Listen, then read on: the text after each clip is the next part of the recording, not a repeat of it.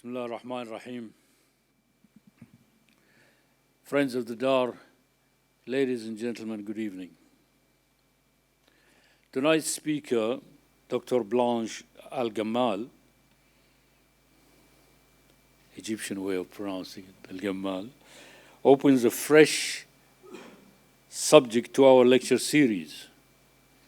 In a lecture entitled The Orients of the Orient Express, she will be discussing the variations of geographical, literary, and routes in reality that formulate the impression of the Orient Express, revealing them in detail as Orients in the plural sense, rather than a simple manner of destination, mystery novels, or an exotic and generalized East.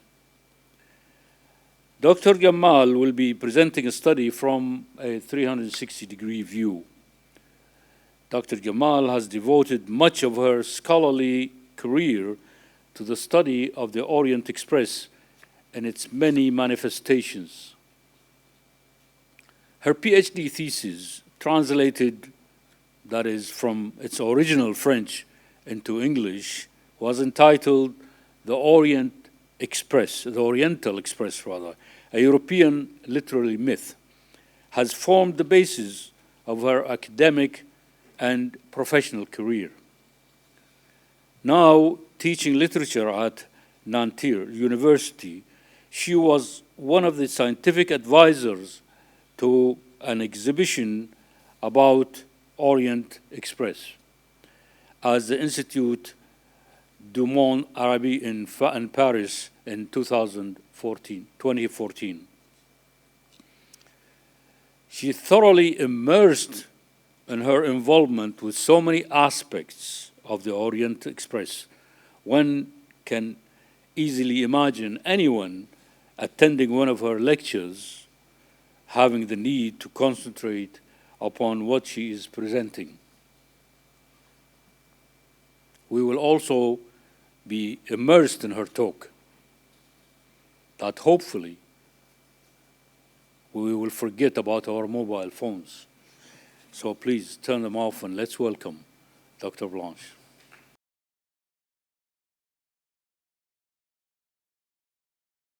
Well, thank you very much, sir, for these kind words. I'm very glad to be here. It's my first time in Kuwait.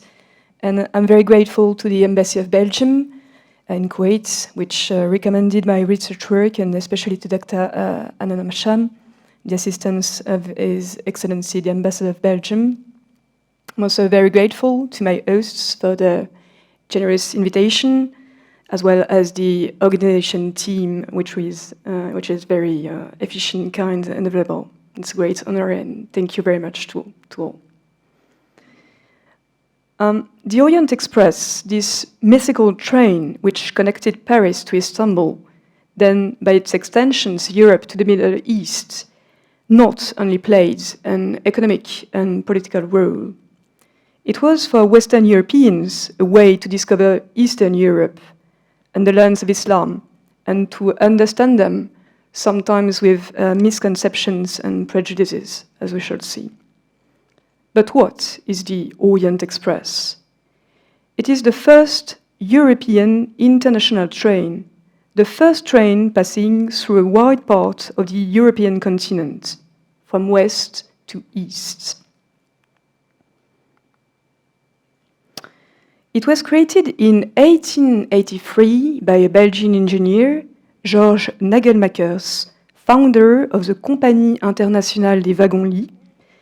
And Nagelmakers, for his train company and for the Orient Express, had the support of the Belgian King, Leopold II, and of many businessmen in Europe. The train connects Paris to Constantinople, ancient name of Istanbul, through Central and Balkan Europe. If the train is called Orient Express, it is because we consider the journey to Constantinople as a whole.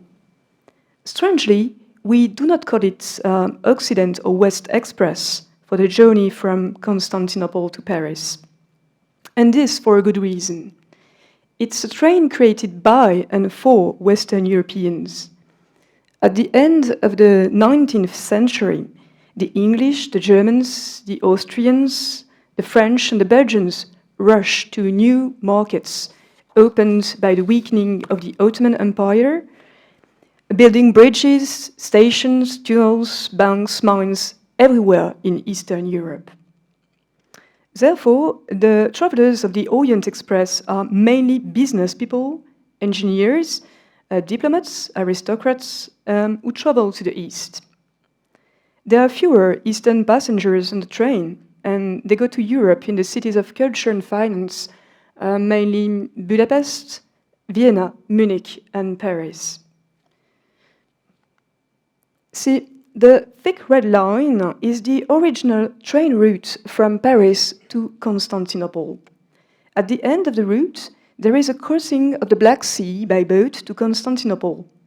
But from 1885, the journey is entirely made by train, the Serbian and Bulgarian networks being completed. The train quickly becomes very successful, for at least two reasons. First, it is very convenient. The Orient Express is the fastest way to go to Constantinople from a big city of the route. It takes less than 3 days to go from Paris to Constantinople. The passengers of the train's first journey in 1883 made the round trip in 13 days, including many stops, while it took at least 3 months 100 years before. Furthermore, there are no train changes when crossing borders, and one can travel without passport, which is very convenient. Secondly, it's also a luxury train, the first one in Europe. Until then, European travelers didn't know much about comfort while traveling by train. The cars of the Orient Express are highly comfortable. See the lounge car, the dining car, and the sleeping car, whose disposal changes depending on the time of the day. It's, in fact, a kind of hotel on wheels, and of course, of this as a price. It's very expensive. But let's come back to the name of the train. When we talk about the Orient Express, the common reaction is to think about Constantinople, its final stop. And if we look at the train route, the Orient with a capital O is Constantinople, of course. But we often forget that one could stop in the big cities where the train stopped, such as Vienna, Budapest, Bucharest, or Sofia. And in fact, we can talk about Orient before Constantinople. Indeed, there are several gates of the Orient in Europe, and there will be others after Constantinople, with the extensions of the Orient Express line. Hence the title of this lecture, The Orients of the Orient Express. And I'd like to raise some questions. Which Orients are we dealing with? What are the representations of the Orients in the minds of the travelers? Which of these Orients prevails and why? And finally, where does the Orient stop? Big issues, as you see.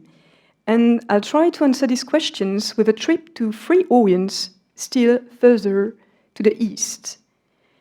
My first point will be devoted to Eastern Europe, the second to the final stop of the train, Constantinople. Finally, we'll go beyond Constantinople up to the Middle East.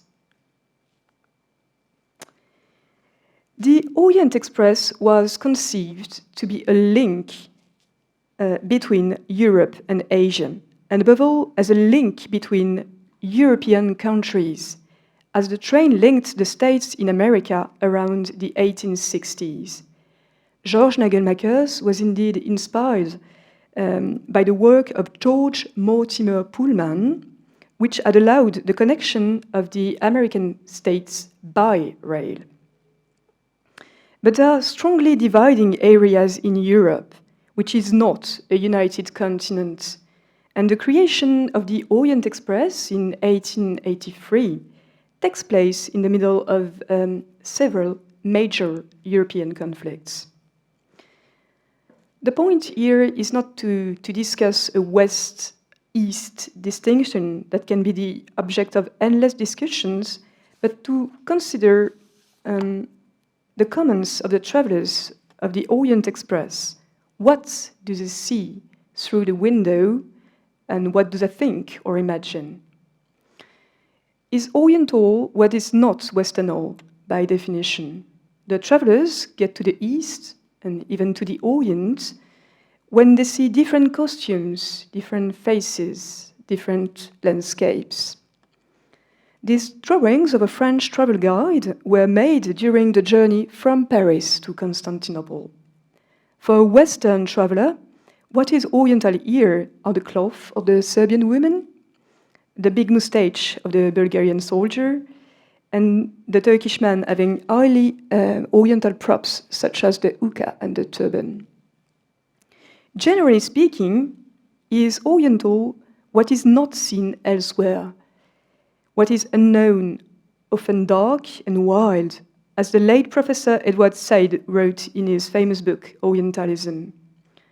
For example, the Bulgarian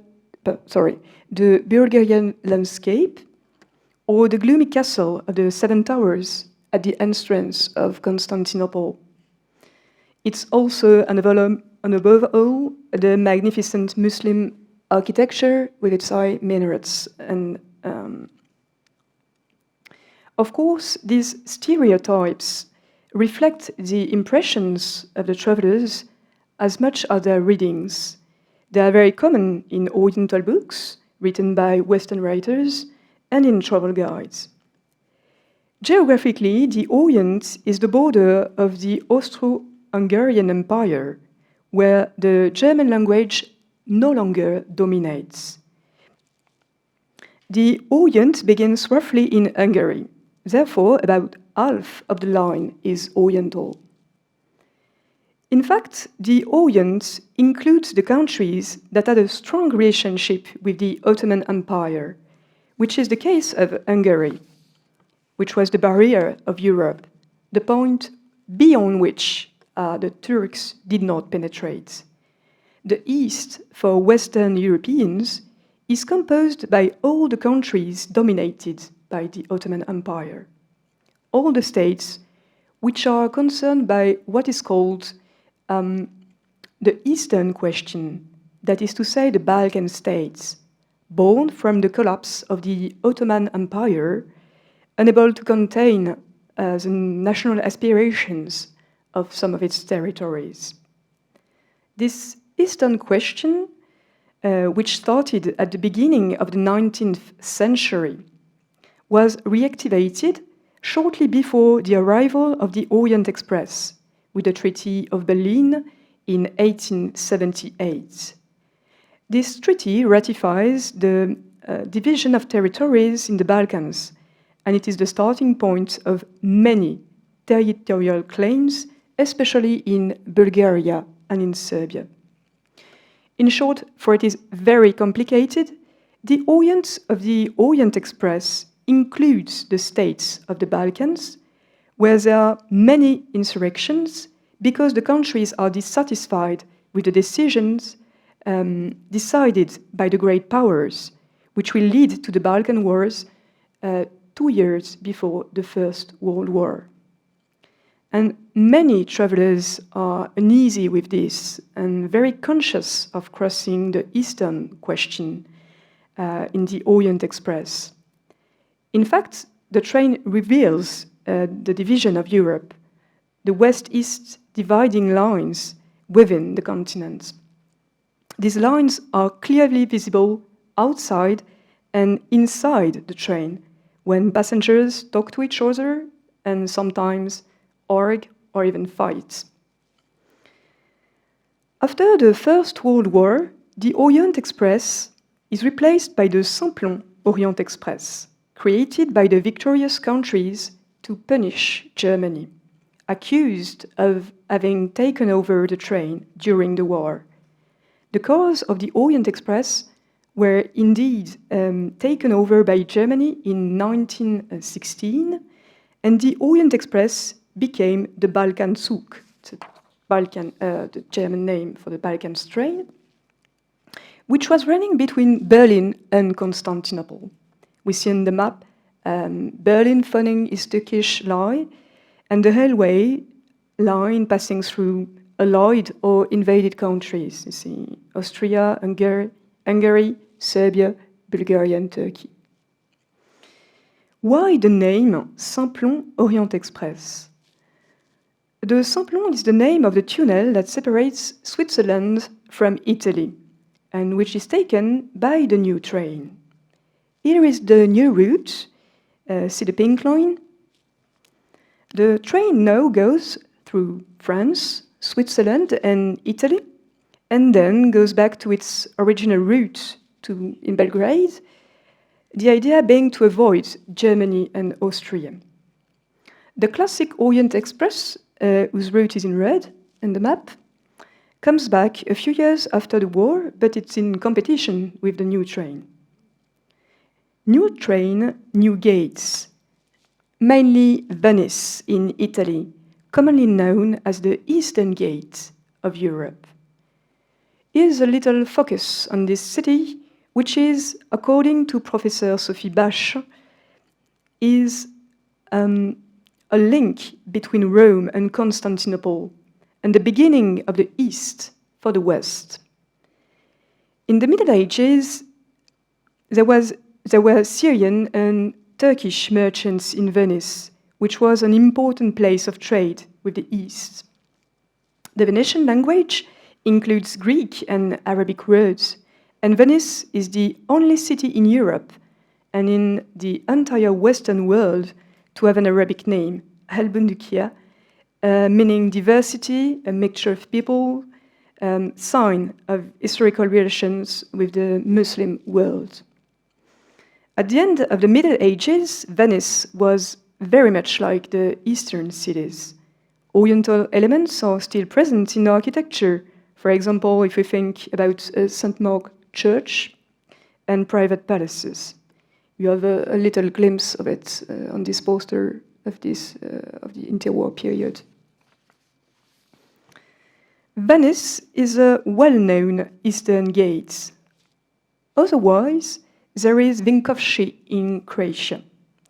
This very little city is one of these Balkan things, according to the passengers of the Simplon-Orient Express in Agatha Christie's famous Murder on the Orient Express.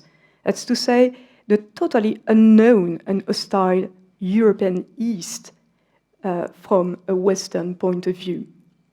Vinkovci is also, as we see on the map, the junction between two lines, one going to Romania and the other one going to Turkey. I'm coming to my second point, the eastern final stop, Constantinople. The Orient, the real one, is Constantinople, the sublime port of Europe. What is the sublime port? It's the name given by the French to the big gate of honor of the great vizier in Constantinople. That is where the ambassadors of all countries went in the city. And this term, the sublime port, also refers to the Ottoman Empire government, but also to the city of Constantinople and to the Ottoman government itself. Empire itself, sorry. So, Ottoman government, city of Constantinople, and Ottoman Empire itself. The Orient Express stops indeed at the gates of the Orient in the Circegi station on the European bank in the corner of the city called the Golden Horn. One has to take a boat to get to the Asian shore on the very right of the map. The Orient Express is sometimes compared to a magic carpet because it gives access to the Orient dream described throughout the whole 19th century in Europe. Indeed, the Orientalism a European artistic and literary movement was created at the beginning of the century and conveyed many Oriental fantasies. We can think, for example, of the poets Lord Byron and Victor Hugo, the painters Eugène Delacroix and Jean-Dominique Ingres. But the literary and artistic Orient is vast, and all these artists do not speak of the same Orient. It's Morocco, as well as Egypt, Algeria, Spain, or Greece. Therefore, a geographical and an Arabic East. And everything is a bit mixed up in the minds of the travelers who are very keen on literature and paintings. Constantinople is in this Oriental package, of course. The city is fascinating because it stands between two seas, Sea of Marmara and Black Sea, between two continents, Europe and Asia, between land and sea. It's repulsive with its poverty, its filth, its disorder, but it's also attractive because it's the capital of the Levant, the sacred place where the sun rises, associated with light and magic. The city has been described by many travelers, but one French writer, Pierre Loti, who is still very well known in Istanbul today, makes it totally irresistible. His Turkish novels are published just before and after the arrival of the Orient Express in the city. In his books, the city is described with loving words by a narrator who always loved a veiled woman escaped from the harem, such as this one in the original edition of Ghost of the East, published in 1892. This contrast between the veiled and the unveiled, what is seen and what is not seen, is very attractive for Western men. It is associated with the harem that Europeans imagine to be a place of delight for the sultans surrounded by women all devoted to its person. With the novels of Pierre Loti, many travelers of the Orient Express are convinced that they will meet in the train or in Constantinople some beautiful Oriental women escaped from the harem. Yeah. One often associates these images with Constantinople, such as these of the hammam, the dancers, the odalisques, the dervishes, the hookahs, the kif. It's a kind of world of the 1001 Nights. This Oriental dream is also conveyed by the first posters. These ones are very similar in their composition. We can see an Oriental door, some minarets, a Turkish flag, views of the city. The colors are warm, very evocative of the Orient. The mosque on the right is clearly Hagia Sophia, the largest and the most famous in the city. The doors of the two posters recall the doors of the Sirkeci station, the very final stop of the train. In short, the journey begins before the journey, and here is what the travelers imagine when the train arrives. Crowded streets, wild dogs falling about houses, minarets in the background, the Orient. But these are, in fact, only images, especially since travelers, most of the time, just cross the Galata Bridge that connects the two European districts of Constantinople, as we see on the map. We should not imagine European tourists rushing to Hagia Sophia, to mosques, to bazaars, even if some of them go there, as recommended by travel guides. Their favorite district is Pera, the modern European district of the city. This is where embassies, banks, international companies are located, and the architecture of this district has nothing to do with that of old Constantinople.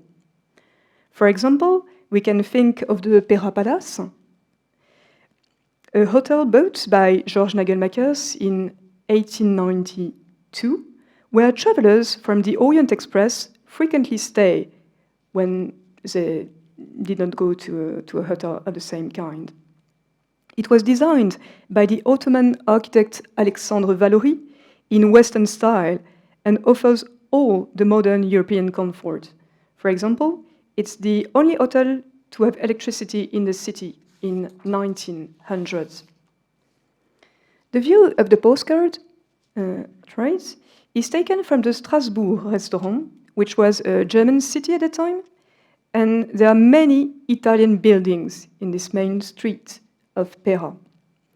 In a certain way, the economic center of Constantinople in the early years of the Orient Express moved to Pera, a mandatory stop for the train passengers.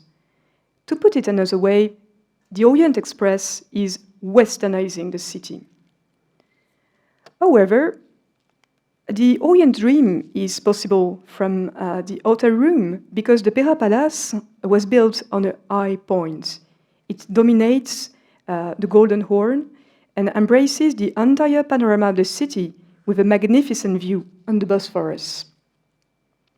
So the Orient is not very much the Orient, but at least the travelers believe it is, and Orientalism has a lot to do with it.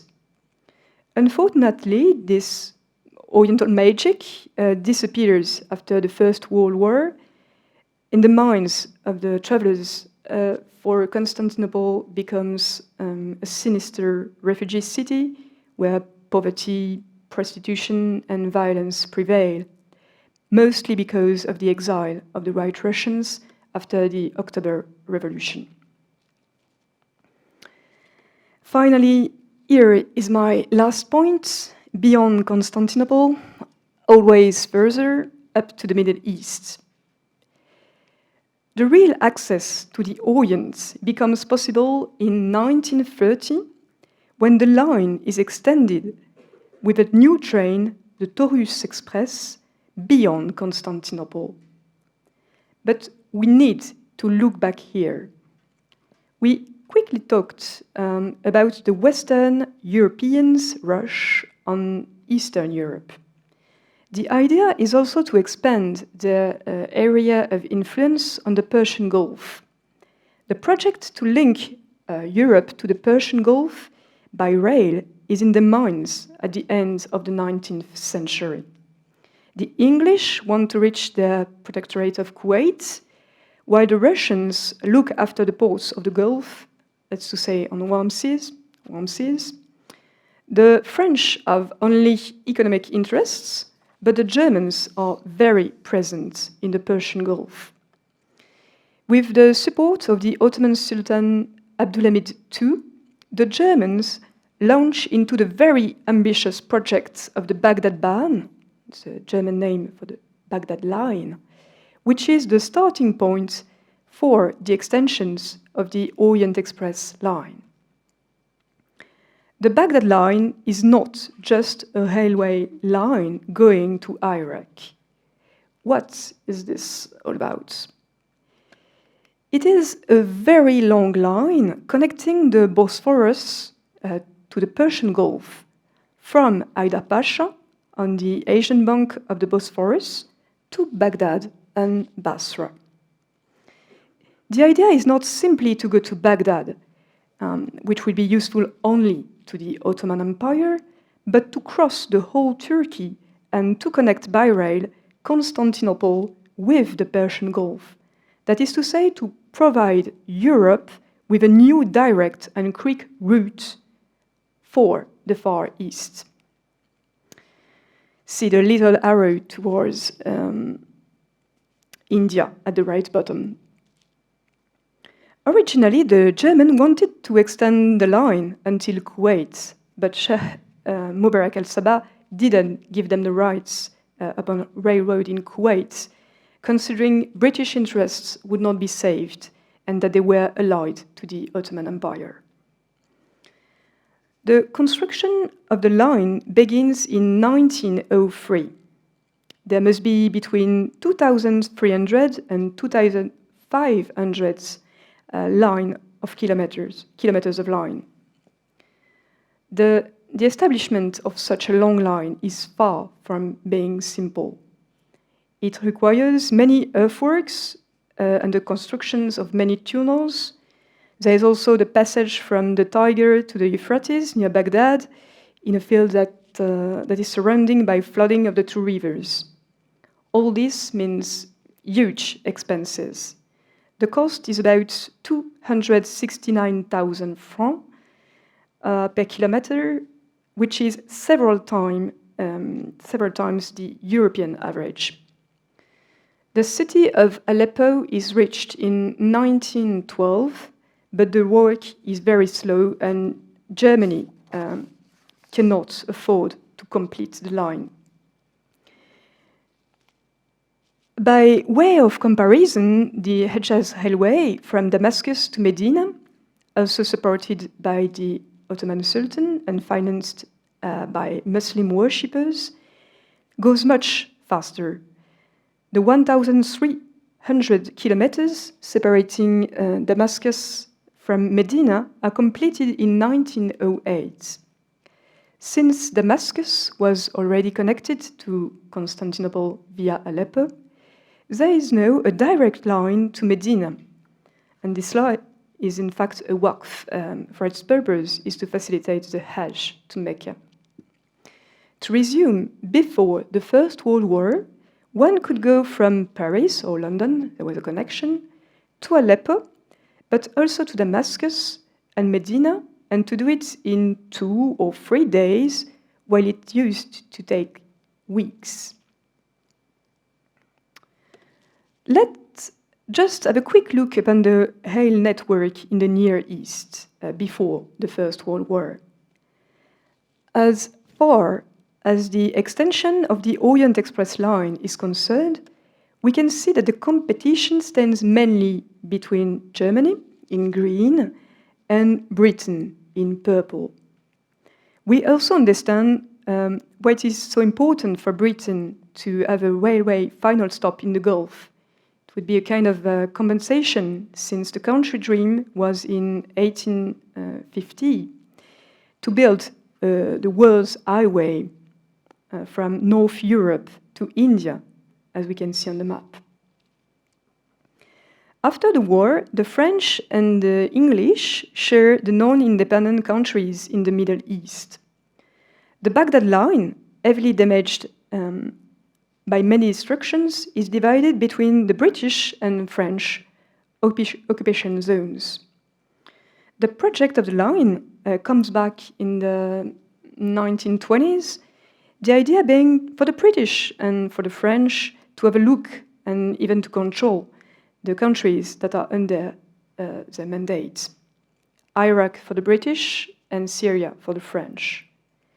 And the relationship between Turkey and Iraq being gradually better, a line is opened between the two countries, and finally, in 1930, the Tourist Express train is completed from the Asian bank of the Bosphorus to Syria and Iraq.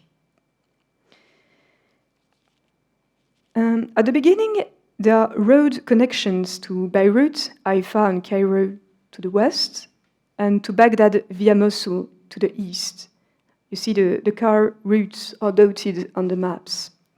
And on the right side, you can see the type of cars which were used to convey passengers of the Tourist Express. New railways allow a 24-hour gain for the travelers from 1940 onwards. Thus, the Simplon-Orient Express becomes one of the rare examples of intercontinental train. It crosses no less than 16 European networks, as well as 5 others in Asia. Here is a flyer from the Compagnie Internationale des Wagons-Lits. Europe is in red, Asia in green and Africa in orange. This poster emphasizes the connection of the three continents with the Greek columns, the Egyptian Sphinx, and the Indian Taj Mahal. And the idea is also from Basra to reach India by boat, as we saw before. That is always the East that is highlighted, and the East is always further. Each major city along the new route is associated with an iconic monument, a masterpiece of Middle East architecture. And here are three examples. First, the citadel of Aleppo, one of the most remarkable examples of military architecture in the Middle East. Rebuilt several times, it is a fortified medieval palace located on a mound overlooking the city center of Aleppo, known for its imposing fortified entrance of the 16th century and accessible by a stair bridge with 8 arches. Ctesiphon Arch, near Baghdad, about 30 kilometers southeast. It is the largest brick arch in the world and it's dated from the 6th century and was built in what was then the capital of the Persian Sassanid dynasty. Today is the subject of a restoration campaign because it threatens to collapse. And finally, the famous pyramids of Giza at the gates of Cairo. There are in fact 3 pyramids, those of Cheops, Khafren, and Mykerinos. There are also smaller pyramids, such as the Pyramids of the Queens, which you see on the photograph in the foreground. The main monuments of the necropolis, including the famous Sphinx, are dated from the 4th dynasty. With the Nile flowing at the foot of the pyramid, we can easily fancy the immortal Egypt. Now, as you see, the whole journey to Egypt is a 7-day trip. Until then, there were only sea connections from the major European harbors, for instance, Naples or Marseille, and there was also no rail connection between Istanbul and Egypt. So it took a lot longer to get there. The Taurus Express was popularized by British novelist Agatha Christie in Murder of the Orient Express, written in 1934.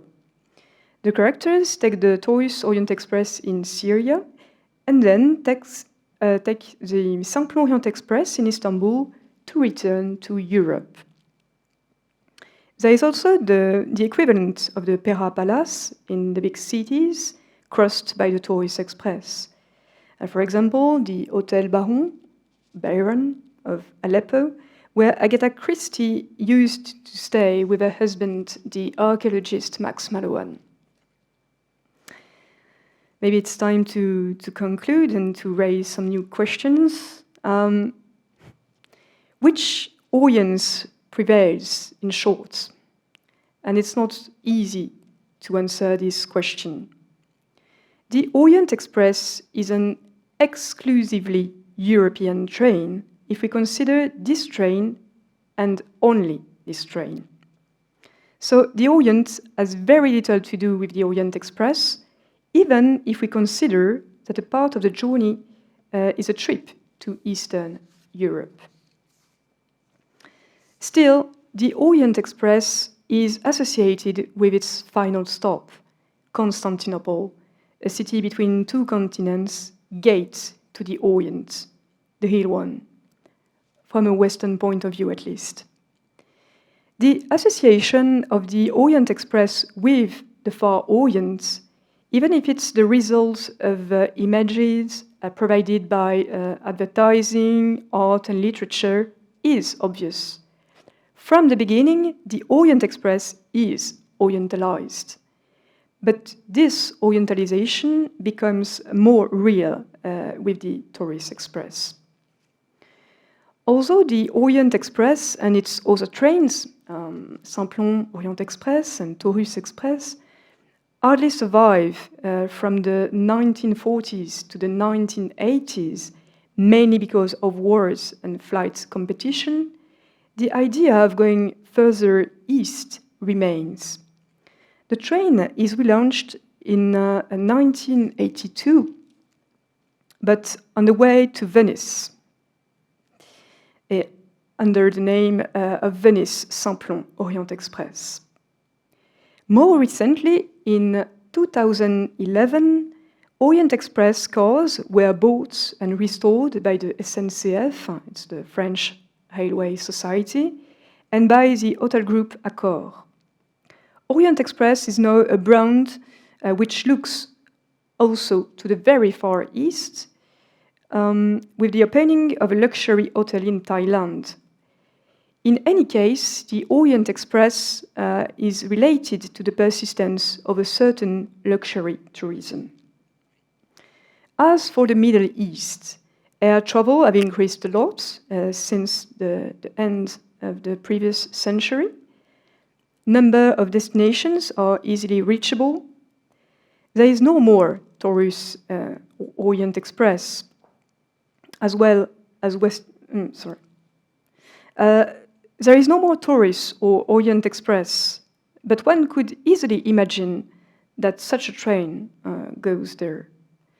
The questions are Middle East people interested in the Orient Express as well as Western people?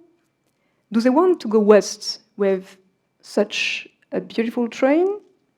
And do they want to have such a train in their countries? Anyway, there are 3 Orients of the Orient Express, all deeply fantasized, so that the dream of the Orient goes on. I thank you very much.